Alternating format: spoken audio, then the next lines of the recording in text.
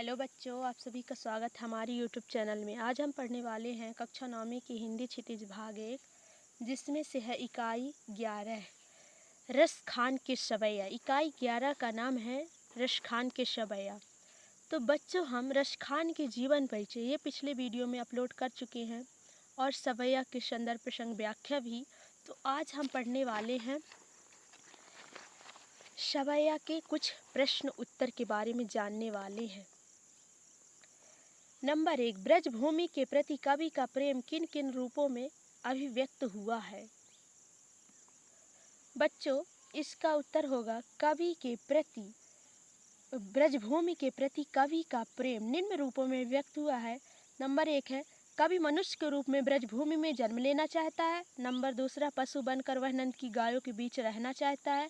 तीसरा है, और पक्षी बनकर यमुना तट पर रहना चाहता है। चौथा है, पत्थर के रूप में वह गोवर्धन पर्वत पर रहना चाहता है, गोवर्धन पर पत्थर बनना चाहता है। प्रश्न नंबर 2 है, कवि का ब्रज के वन, बाग और तालाब को निहारने के पीछे क्या कारण है? तो कवि श्री कृष्ण और उनसे जुड़ी हर वस्तु से अगाध प्रेम करता है, इसलिए कवि भी ब्रज के वनों, बगीचों और तालाबों को पास से निहारना चाहता है। उनसे कवि कृष्ण का जुड़ाव तथा लगाव महसूस करता है क्योंकि इन सब में उसे कृष्ण का अंश महसूस होता है। वह अपने आप को एक कृष्ण का अंश महसूस करता है। नंबर 3 है, एक लकड़ी या और कमरिया पर कवि सब कुछ न्यौछावर करने को तैयार है। वह लकड़ी यानी लाठी और कमरिया मतलब कंबल श्री कृष्ण से संबंधित है और कवि कृष्ण का अनन्य भक्त है। कवि के आराध्य कृष्ण जब ग्वाले थे, एक लाठी लेकर गाय चराने जाया करते थे और काली कमरिया को ओढ़ते थे। अतः कवि उन्हें पाने के लिए संसार के सारे सुखों को न्यौछावर करने के लिए तैयार है। फिर है चौथा प्रश्न है, सखी ने गोपी से कृष्ण का कैसा रूप धारण करने का आग्रह किया? आग्रह मतलब होता है बच्चों निवेदन, अपने शब्दों में वर्णन करना है। सखी ने गोपी से श्री कृष्ण के उस रूप को धारण करने का आग्रह निवेदन किया था जिसमें श्री कृष्ण सिर पर मोर पंख, गले में गुंजा की माला, पीले वस्त्र, हाथ में लाठी लेकर वन वन गायों को चराते फिरते हैं। पांचवा प्रश्न है, आपके विचार से कवि पशु, पक्षी और पहाड़ के रूप में भी कृष्ण का सानिध्य क्यों प्राप्त करना चाहता है? कृष्ण का ब्रज के कण कण से पशु, पक्षी, वनस्पति और पर्वतों से संबंध रहा है। कृष्ण ब्रज के कण कण में निवास करते हैं, इसलिए कवि श्री कृष्ण का अनन्य भक्त है, इसलिए कवि भी इनका सानिध्य पशु, पक्षी और पहाड़ के रूप में पाना चाहता है। पांचवा प्रश्न, चौथे सवैये के अनुसार गोपियां अपने आप को क्यों विवश पाती हैं?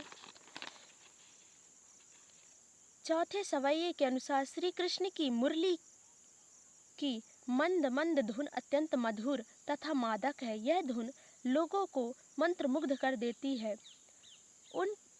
उस पर भी उनका रूप, सौंदर्य तथा मधुर मुस्कान, जिसके प्रति गोपियां अत्यंत आसक्त हैं। गोपियां इन दोनों के प्रति अपने आप को विवश पाती हैं।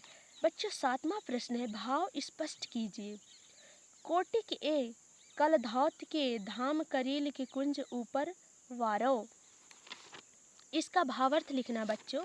तो इसका भाव होगा उत्तर, वृंदावन की करील की झाड़ियों में श्री कृष्ण रास लीला करते थे। वे यहाँ गोपियों के साथ आनंद मनाते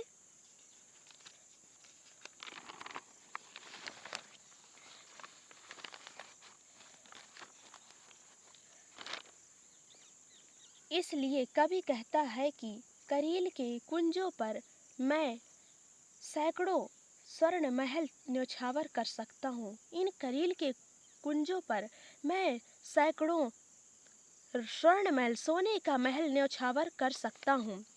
ख नंबर है, माई रीवा मुख की मुस्कानी सम्हारी न जय है, न जय है, न जय है। इसका भावार्थ होगा बच्चों, एक सखी कहती है, हे सखी, कृष्ण का मुख मंडल वैसे ही आकर्षण है, आकर्षित करने वाला है सबको, पर जब उस पर मुस्कान खिलती है तो झेलना कठिन हो जाता। पर जब उनके मुखमंडल पे मुस्कान खिलती है तो उस मुस्कान को झेलना बहुत कठिन हो जाता है। प्रश्न नंबर 8 बच्चों, कालिंदी फूल कदम्ब की डारण में कौन सा अलंकार है? यहाँ पर कालिंदी, कूल, कदम्ब ये वर्ण की आवृत्ति, जहाँ पर वर्ण की आवृत्ति बार बार हो वहाँ अनुप्रास अलंकार होता है।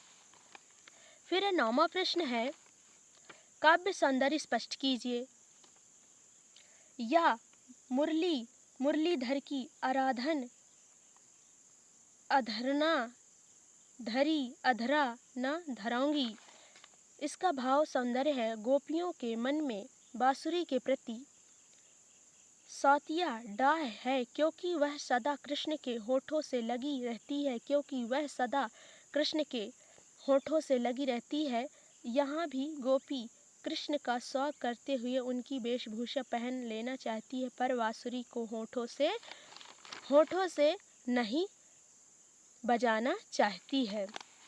बच्चों इसमें होगा शिल्प सौंदर्य, माँ और रा वर्ण की आवृत्ति से अनुप्रास अलंकार है, और यहाँ पर ब्रज भाषा और सवैया छंद है। काव्य में माधुर्य गुण व्याप्त है। इन काव्य में माधुर्य गुण की प्रधानता है। इस तरह से बच्चों ये पाठ आप कंप्लीट हुआ। यदि हमारा वीडियो आपको अच्छा लगा तो हमारा चैनल लाइक एंड सब्सक्राइब ज़रूर करें, और आपको हिंदी विषय में जो भी समस्या आता तो हमें कमेंट करके ज़रूर बताएं।